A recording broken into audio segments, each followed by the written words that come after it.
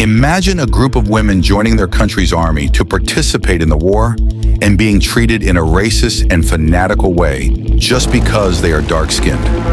This is what we will see together in today's movie summary. Why Come On? Our movie begins with events inspired by a true story and testimonies of living witnesses. We see the city of Bloomfield in Pennsylvania in 1942, and the students are leaving the university. There is a handsome young man named Abram standing in his car in front of the university, waiting for his girlfriend Lena to go out together, and the beautiful Lena with the dark-skinned smiles. For the first time, Abram sees her, but her white colleagues treat her with racism and hatred. One of them, named Mary, stands in front of Abram and tells him that he is burning himself and making himself look ugly because he is walking with. A dark-skinned girl like that in the house made Abram angry because of her words and asked her to get out of his sight and not to talk about Lena in that way. He took Lena and her friends from her, and they quickly got into the car and left. When Abram reached Lena at her house, he told her that he wanted to join the army because he wanted to participate in the war and fight Hitler. So he called Lena. At that moment, you know that she will be scared and worried, so he goes out a lot now to practice flying the plane. At that moment, Mama Lena goes out and begs him to enter the house. At home, Susie asks Lena's aunt about Abram, so Lena tells her that they are just being honest.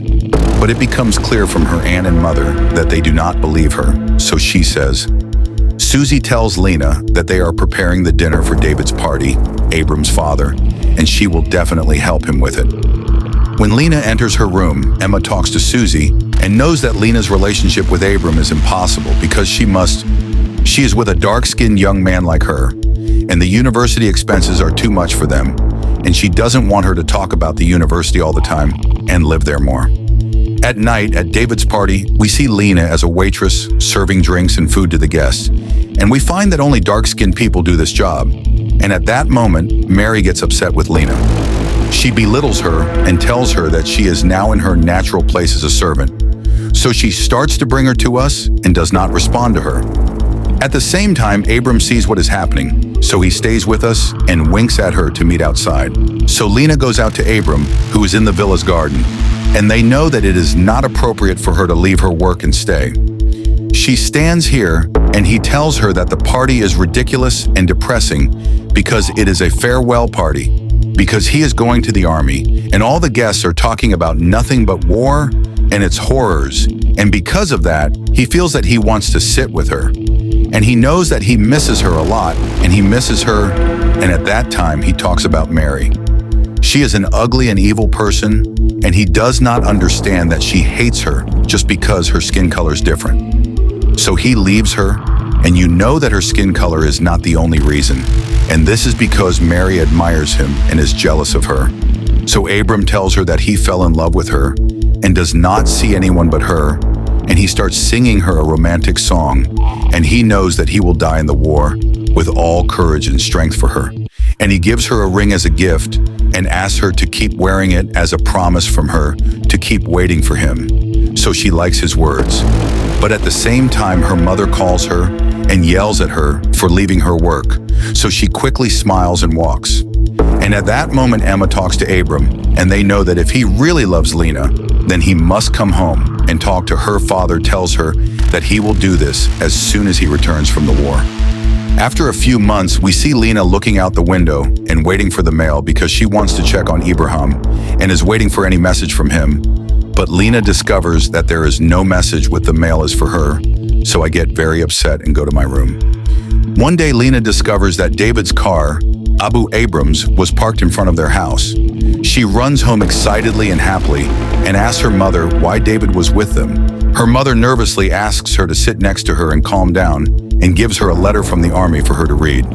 As soon as Lena reads the letter, she cries and moans because Abram died in the war, and Lena stays in her room crying and sad. After a while, she goes down to sit with Emma and Susie and learns that she has decided to join the army because she wants to fight. Emma hurts Susie with what she said, and Susie tells her that dark-skinned women serve in the army and that she must complete her education, so she tells them that they don't have money for her to complete her education, and she screams. After a while, we see Lena saying goodbye to Emma and Susie and getting on her train. He tells her to take care of herself and eat well. The train comes. An army officer takes with him only fair-skinned girls. At that moment, one of the dark-skinned girls named Johnny gets to know the rest of the dark-skinned girls like her, including us. Then he takes the girls to the army, and one of the officers gets upset with them because they are standing in the car and have not gotten out of it. Johnny says that he treated them a monster because they are dark-skinned. In Beirut, they have an officer named Hugh who has dark skin like them. He helps him get out of the car, and at that moment, his admiration for Lena becomes apparent. He knows that he can give her a tour of the army so that she can know everything about it. So Johnny tells him that they all need this tour, not us. But then, at that time, he gives Lena and her colleagues their birth certificates and goes for weight and height tests. And after that, they get his vaccinations and he receives the army uniform that he will wear. And Johnny gets upset because her clothes are tight on her, because her body is full, and she is not thin like the others. And then she enters on them, a captain helps them, and tells them to pay attention in a loud voice. All the girls get scared and remain still in their places. She tells them that as soon as they hear the word attention, they should stand in a row in front of their beds. Then Captain Charity Adams enters and introduces herself to them, and that she is their leader. The Army rules are strict and training starts at 6:30, and there is no need to be late. About the specific date, and you also know that it is strictly forbidden for them to wear makeup, and you tell them that they must shower every day and use deodorant, and you learn how they will stand and how they will walk.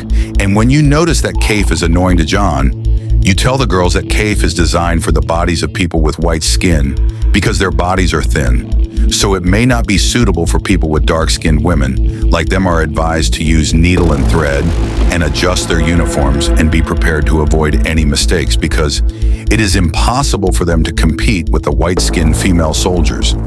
And this is because they have an advantage over them in everything. And for this reason, they must be committed. And we follow the rules, and then we see Charity standing the soldiers in line and knowing that they must succeed and prove to everyone that they are strong. And she tells them that it is not allowed for any disagreements or discussions to happen between them. And if one of them thinks of lying, the consequences will be very difficult. And she continues her words and understands that she may be difficult with them most of the time. But this is so that they will be serious, learn, and be patient.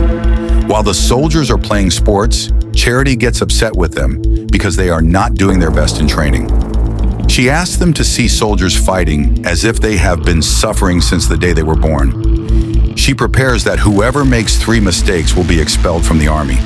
After that, we see all the soldiers in the most difficult situation, training, and he completes his exercises in the heavy rain normally, and they are strutting on the ground in the mud. And then we see a lady named Noor, and we learn that she is the president's wife and also an activist and supporter of women and their rights. And the guard George kisses her at this time and asks where her husband is, so he realizes that there is a meeting in the Oval Office. And then she notices that there is a woman standing at the gate. So George tells her that he does not know her, but she has been standing in front of the gate door for 2 days. So Anwar asks him to talk to her and see what she needs. At night, Anwar notices that the woman is still standing at the gate despite the heavy rain. So he tells George she knows from him if he asked her what she wanted. So he tells her that he knew from her that she wanted to meet her. So she went out to meet her and asked George to give the lady his umbrella. And she talked to her and asked God why she was standing in front of the gate in such weather because she might catch a dangerous cold. So the lady left her and said she tells her that she is here because she wants to meet her and talk to her about an important matter. She tells her that the lady is from West Virginia and that her husband works as a miner. Because she does not know what to do or how to act, she decides to resort to her and shows her pictures of her 2 children. Vernon and Almar told her that 3 years ago they joined the army against the war, and since then she has not known anything about them, nor has she received any news about them. So she became angry until Noor sent them letters by mail, so she gave them a lot. But he did not tell her anything back, and that is in addition to the fact that it is not her. The only one who had this happen to him, and the whole country is suffering because they do not know anything about their children. So Al-Noor was very surprised and asked the lady to come with her to the house to tell her everything in detail. Meanwhile, in the army, Johnny tells her colleagues that her husband was beating her, and that is why she decided to run away. From him and the army enters, so Dolores knocks on her door because she is cursing while she is talking. So Dolores smiles and says that she joined the army to get a master's degree in history. And at that moment, the girls ask Lena about the reason that made her join the army. So she tells them that she wants to fight Hitler. But Johnny does not believe her because each of the female soldiers has a stronger reason than that. Make her join the army for it. The next day, there is a stronger training than the last one, which is that they throw tear gas among the soldiers to see how they will act then and what they will learn from their previous training. At that moment, she comes out of the room coughing and unable to breathe. Charity and her assistant Campbell are disappointed, and Charity gets upset with us because she is weak and has surrendered. Quickly, her appearance proves that the dark-skinned woman is stupid and lazy, just like the whites say about them. Later, the War Department reports that many letters remain undelivered, causing doubts about their effectiveness. During a party, Lena and Hugh grow closer, but she struggles with memories of Abram. Hugh opens up about his war trauma and suggests they be friends. A new officer, Clemens, arrives to evaluate their work. He insults Johnny, calling her illiterate, and accuses Charity's unit of failure. Charity refuses to accept his judgment and encourages the soldiers to address logistical challenges. She later discovers that Clemens sent negative reports about her to General Holt. In a breakthrough moment, Lena deciphers coded letters drawn by soldiers, proving their competence and intelligence. The next day, we see a soldier named Vera driving the car with her colleague to deliver the messages they have. But suddenly, she discovers that the car has stopped at a bomb that has not exploded yet. She calmly leaves the car to save her colleagues. Unfortunately, when she and her colleague next to her get out of the car, the bomb detonates, and they die, and at the same time, Johnny finds a message from Abram in the middle of the messages, so Lena falls asleep with it and imagines that she cannot read it, and at the same moment, they learn the news of the death of their colleagues because of. Meanwhile, Hold discovers that the mail has reached the soldiers, and that Charity and her scribe, 6,888, were able to succeed in the mission of delivering the messages. Then we see all the soldiers standing and applauding Charity and her scribe proudly. Among them is a sergeant who seems to regret making fun of them because of their skin color. We learn that the battalion was made up of dark-skinned women who were able to deliver 17 million messages in 90 days. The events of the film end, and we see the truth that is still alive and is 100 years old and is completing her story and the story of the battalion. 6,888, and they received the Congressional Gold Medal in honor of their services. And we know that Lena married Hugh. And in the end, we see real footage of the 6,888th Battalion during their participation with the Army.